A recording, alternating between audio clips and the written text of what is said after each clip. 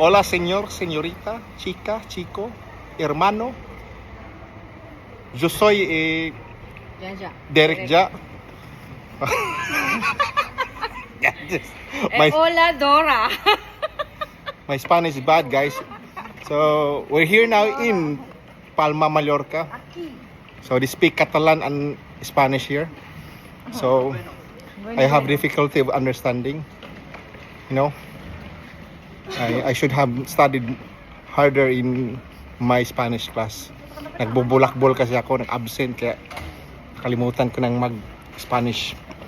So we're here, we just arrived here in Palma. And we are here in the old town and explore this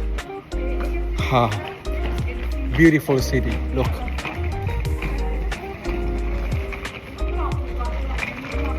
There's my kids.